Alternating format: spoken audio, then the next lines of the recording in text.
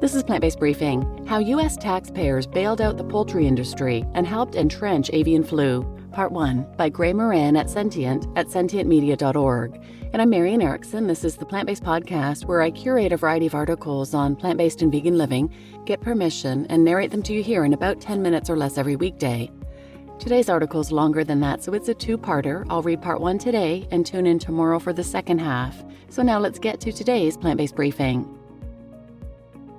How U.S. taxpayers bailed out the poultry industry and helped entrench avian flu, Part 1, by Grey Moran at sentientmedia.org.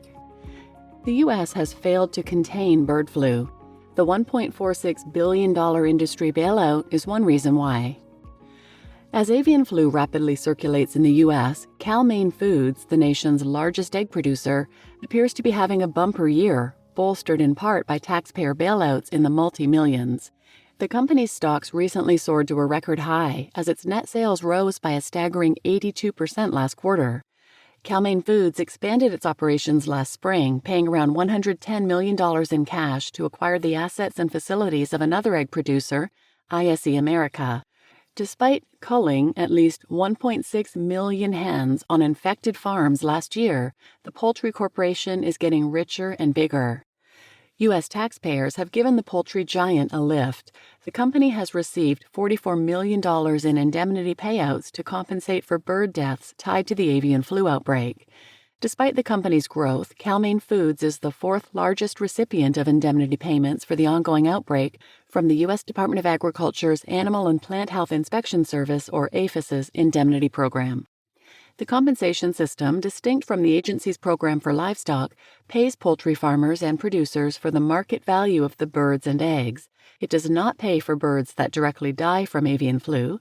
It only pays for infected or exposed poultry and/or eggs that are destroyed to control the disease, i.e., deliberately killed to prevent the spread of the virus.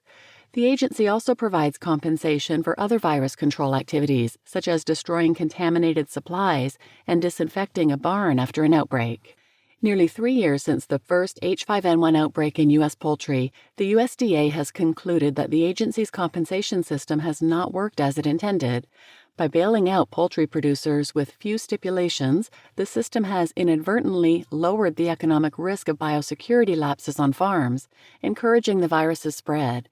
In other words, farmers have not been effectively incentivized to make changes to protect their flocks. As the outbreak has continued to spread, the government bailout of the poultry industry has ballooned too.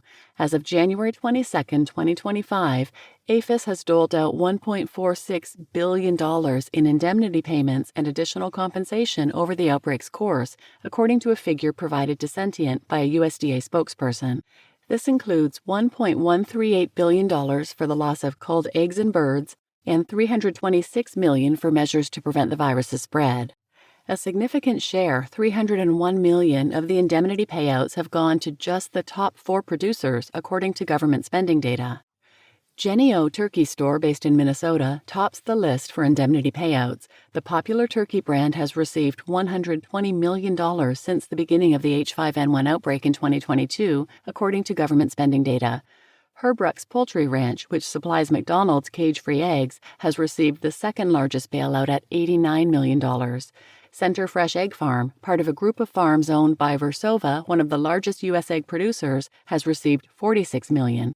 Note, this data reflects the legally obligated amount of indemnity owed to each company, which means that the USDA may not have dispensed these payments in full yet. By comparison, when the first outbreak of avian flu swept the U.S. between 2014 and 2015, farmers and producers received just over $200 million in indemnity payments.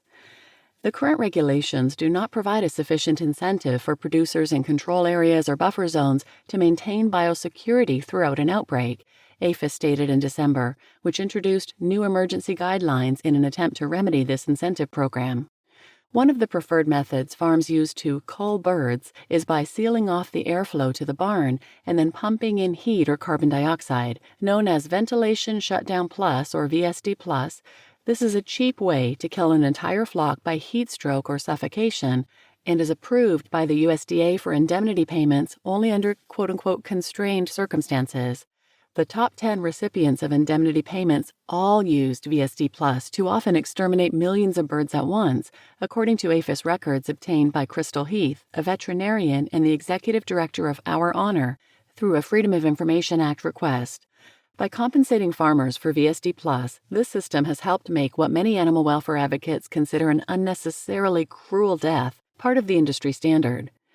The American Veterinary Medical Association, AVMA, recently released a draft of new guidelines for depopulation, which notes when heat fails, VSD Plus can result in an unacceptable number of survivors, birds that are severely injured but not yet dead, and then need to be killed by another means.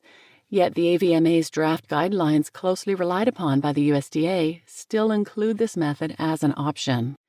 Some animal protection advocates contend that poultry companies should not receive indemnity payments at all, regardless of biosecurity, arguing that the industry should be responsible for its own losses. Why should this high-risk business be bailed out? Heath, a longtime critic of AVMA's guidelines, tells Sentient. As an animal protection advocate, Heath has also been closely tracking indemnity payments throughout this outbreak. What we're seeing is the largest corporations are receiving the most in indemnity payments, and they're using the most brutal methods of depopulation, referring to the culling methods. The bailout is set to only expand as H5N1 spreads, prompting the mass culling of more domestic flocks in what has become the largest foreign animal disease outbreak in U.S. history. The egg industry continues to be roiled. Over 20 million egg-laying chickens died from either culling or the virus in the final quarter of last year.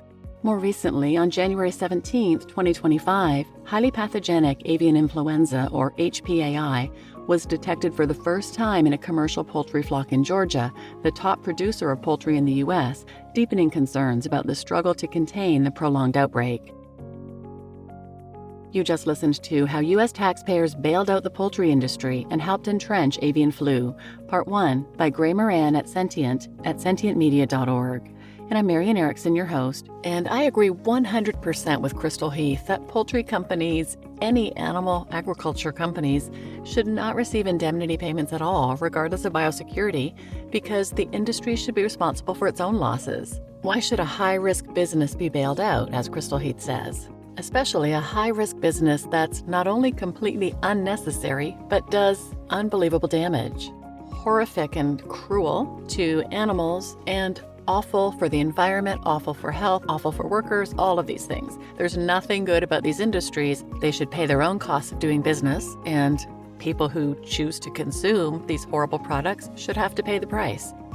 Tune in tomorrow for the second half of this article, where you'll hear more about how payments can incentivize risk and how the industry is thriving and expanding, even in high-risk areas along wild bird migratory routes.